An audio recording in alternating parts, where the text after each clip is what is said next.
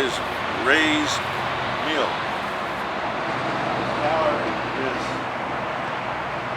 This tower is 55 feet high, and the Yankees, are some of you northerners call it the Union troops or the federal troops, was commanded by General Herron and General Blunt, while the good guys, the Confederates, was commanded by Thomas Heinlein. This mill was operated by the Federals before and during the war, or during the Battle of Prairie Grove.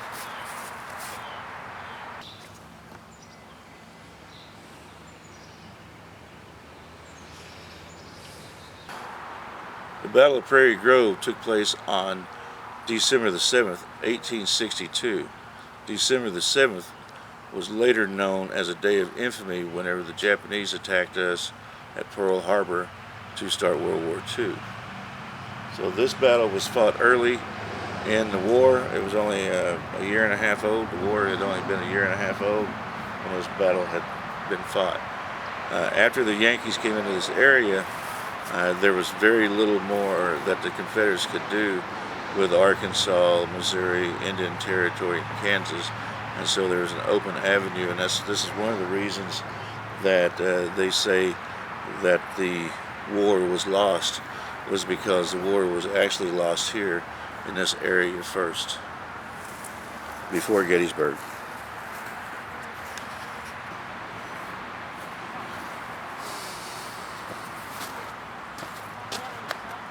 General Heinlein was wounded in battle later on, and he was so severely injured that he had to retire from the field.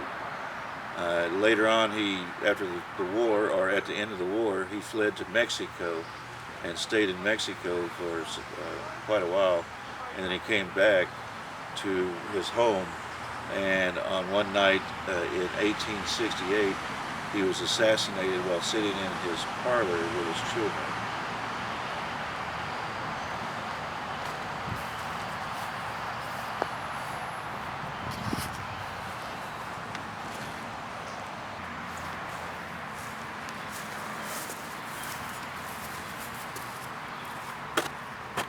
This Yankee here, General Blunt, after the war, this was considered his victory, even though the Confederates had done the most damage. They had to retreat because they had extinguished all their supplies and their weapons and the bullets and powder and all that, so they had to haul ass.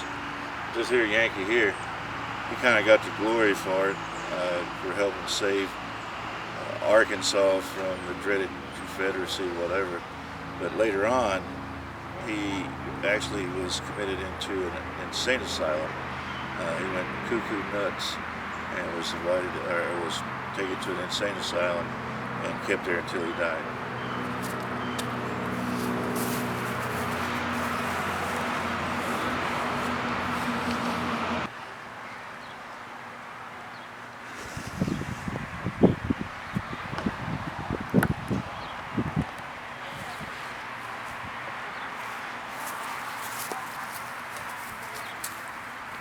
General Heinlein had planned on driving General Blunt out of this area, out of the northwest area.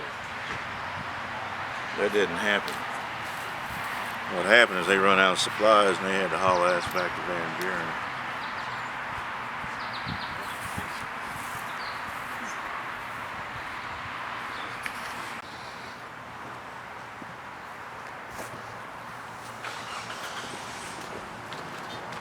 Now that Yankee Heron had been fighting all morning,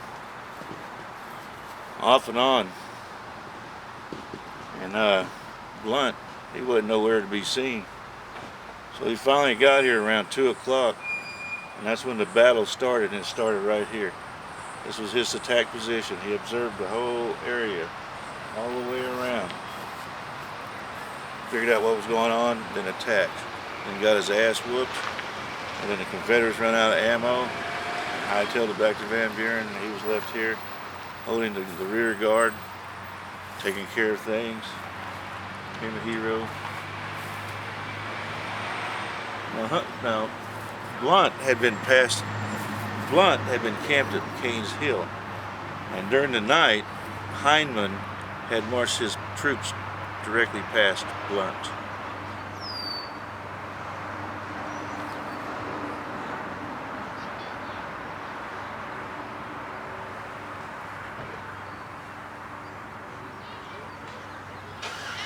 Anyhow, this is where the battle started at this point right here.